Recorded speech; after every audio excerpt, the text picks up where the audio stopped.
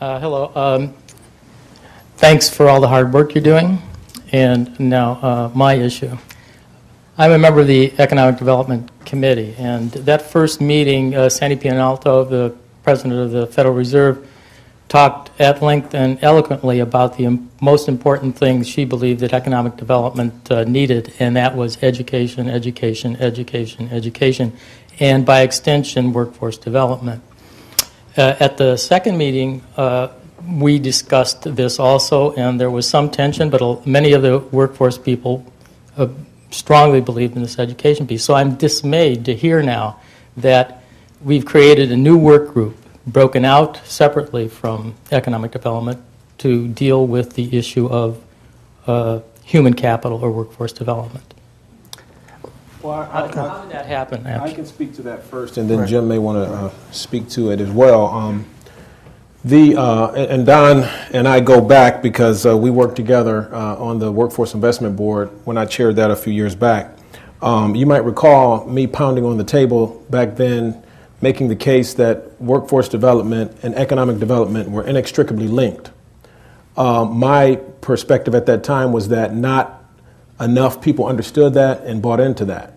So as a result, I think Jim's point is very critical when he says economic development with a big E oftentimes is associated with, economic development, we're going to build a new casino, we're going to build the medical mart, we're going to do all these things, and we don't necessarily think about how that plays out in terms of employment opportunities, especially for marginalized populations.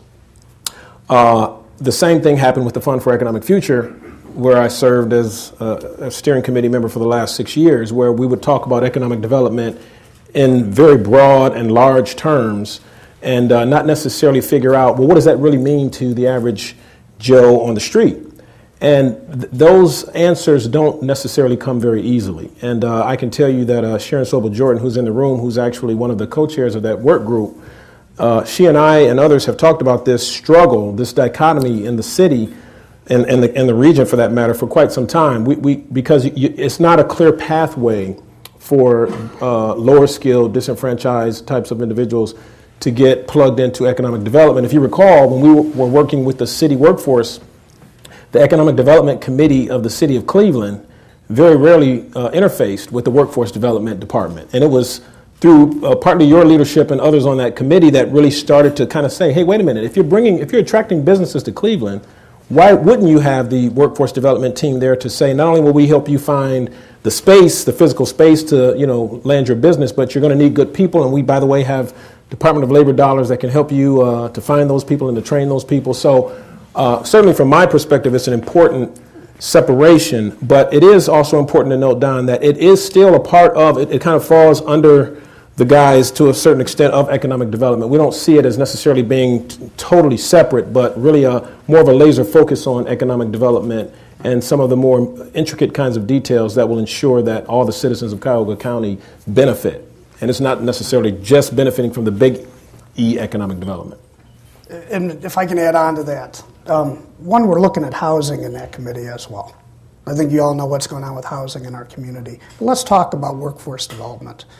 What do we say unemployment in Cuyahoga County is today? 10%, give a digit or two, one way or the other, 10%. If you go into inner city neighborhoods in Cleveland, it's over 40%. Because people quit looking for a job, they're not called unemployed any longer. I'm sorry, the economic development workforce initiatives that we do historically aren't working for that man or woman in the inner city who hasn't worked in 5 or 6 years and is so frustrated they've given up. Somebody has to look at them and has to help them. Are we going to be a government, a community that leaves our most vulnerable behind? If we don't do that, we're throwing people under the bus, and it's my opinion, so don't call my bosses and say, what did you say, at 1 o'clock on the 19th. This is Jim McCafferty, but it's my view that we owe the most vulnerable citizens in our community a place in this new world order, if you will, as well as our successful citizens. And I think the economic development workforce stuff we're doing, because there's so many men and women out of jobs right now for a variety of reasons, cannot be stopped and has to go stronger. We also have to look at the rest of our population. And that's what that committee is going to be doing. How do you marry human services in the neighborhood with economic development? I was director of children's services for 7 or 8 years. We'd have a drug-addicted mom or dad, 2 or 3 children. We'd get him or her sober, we'd get them their kids back, but we wouldn't have stable housing, and we couldn't offer them a job, and then we wondered why 3 or 4 years later they were back in the system. I'm sorry, that's what I think the Human Capital Work Groups is going to do, is work with us, the city of Cleveland or East Cleveland or Lakewood. How do we all pull in the same direction to move these folks so they don't end up back in the system? So that would be my answer to that.